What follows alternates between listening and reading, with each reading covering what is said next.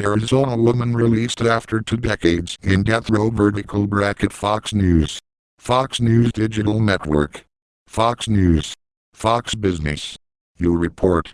Fox News Radio. Fox News Latino. Fox Nation. Fox News Insider. Login. Account. You're logged in as. Profile. Log out. Search site. Listen to Fox News Radio Live. In air now. In air personalities. Home. Video. Politics. U.S. Opinion. Entertainment. Tech. Science. Health. Travel. Lifestyle. World. Sports. In air. Previous slide. Next slide. U.S. Home. Crime. Economy. Immigration. Disasters. Terrorism. Military. Education. Environment. Scandals. Regions. Smarter America. Arizona woman released after 2 decades in death row. Published September 6, 2013. Associated Press.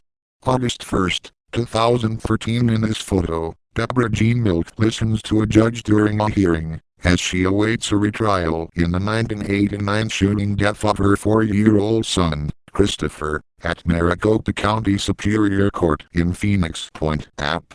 Phoenix and an Arizona woman who spent more than 2 decades in death row was released on bond Friday, after a judge ruled there's no direct evidence linking her to the death of her young son, other than a purported confession to a detective whose honesty has been questioned. Deborah Milk walked out of the Maricopa County Sheriff's Jail after supporters posted $250,000 bond. The Ninth Circuit Court of Appeals overturned her conviction in March, stating that prosecutors should have disclosed information that cast doubt on the credibility of a since-retired detective who said Milk confessed. The 49-year-old Milk has not been exonerated, but a judge said she could go free, while preparing for a new trial in a case that made her one of Arizona's most reviled inmates. Milk was convicted in the death of her 4-year-old son, Christopher, who was allegedly killed for a $5,000 insurance payout. His mother was accused of dressing the boy in his favorite outfit in December 1989 and telling him he was going to see Santa Claus at a mall before handing him over to 2 men who took the child into the desert and shot him. She had been imprisoned since 1990. A defense lawyer told the judge last week that Milk would live in a Phoenix area home purchased by supporters.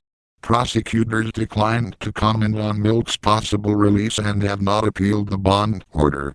Milk, whose mother was a German who married a U.S. Air Force military policeman in Berlin in the early 1960s, has drawn strong support from citizens of that nation and Switzerland, neither of which has the death penalty. Max Krucker, former president of the Swiss community where Milk's mother now lives, said Renate Janka was ecstatic Friday about the possibility that her daughter would be released. She was planning to fly to Arizona as early as Saturday, Krucker said. She said, "Now I can finally hold my daughter in my arms again," he told the Associated Press in a telephone interview from his home. For as long as Milk has been incarcerated, she and her mother have only met in situations where they were separated by glass. They were never able to touch, Krucker said. A dozen years ago, Krucker was among the organizers of an effort in the Swiss town of Emden to support Milk, including by establishing a bank account that collected donations to aid in her defense. The account eventually netted about 200,000 Swiss francs, or about $213,000 today. It's now nearly drained, he said.